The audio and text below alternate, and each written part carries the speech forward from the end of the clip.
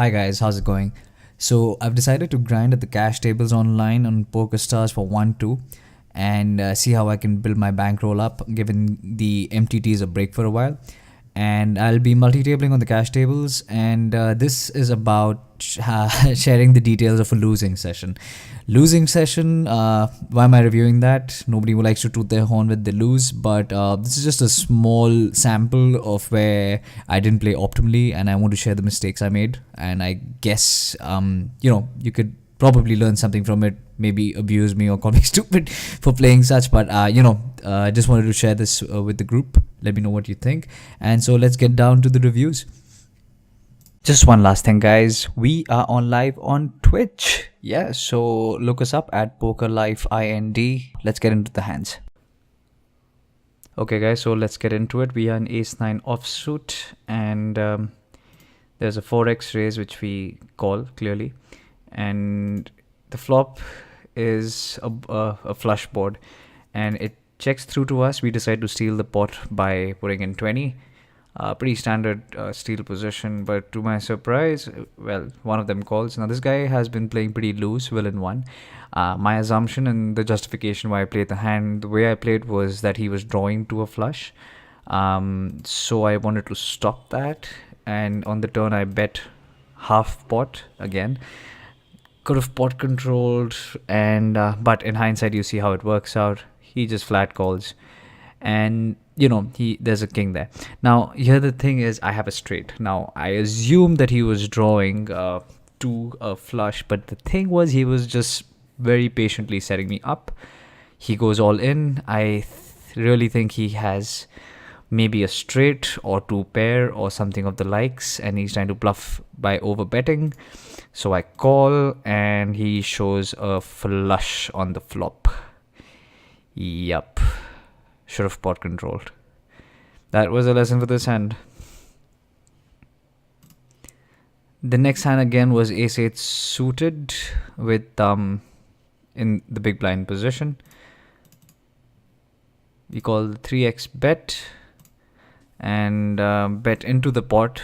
What we have is an open-ended draw, 7, 8, 9, 10. Pretty good for us. We get one caller.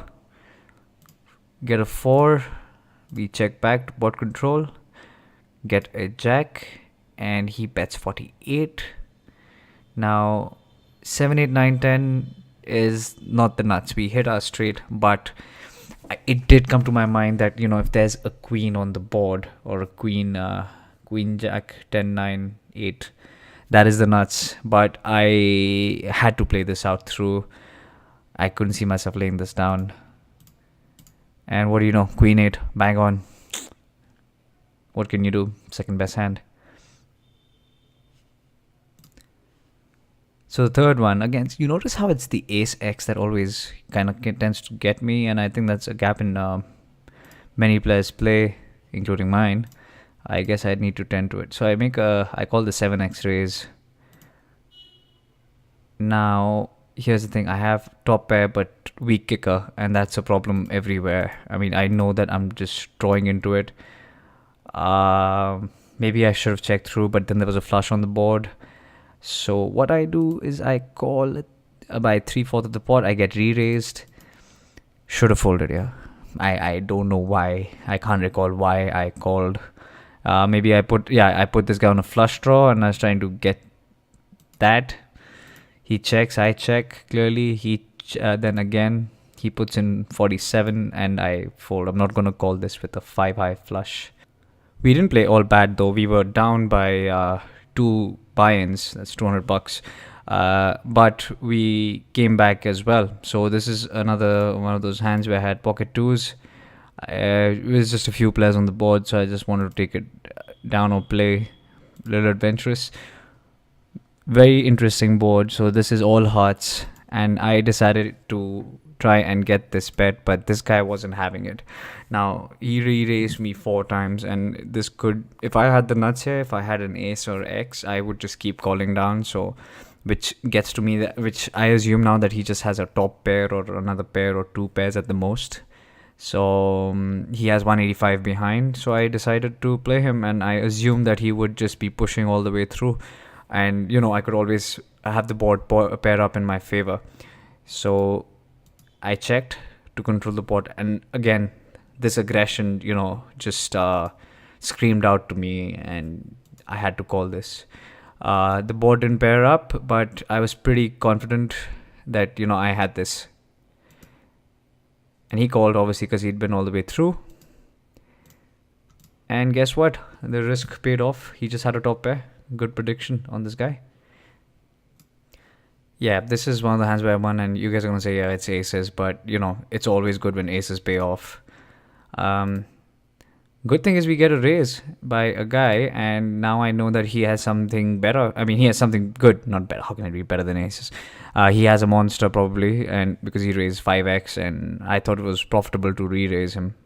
I did, and he flat calls.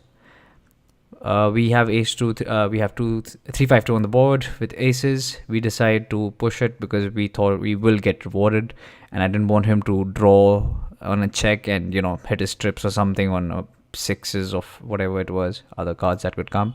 He just jams. So again, in this situation, if he did have trips or was he would just call. If he was drawing, he would just call.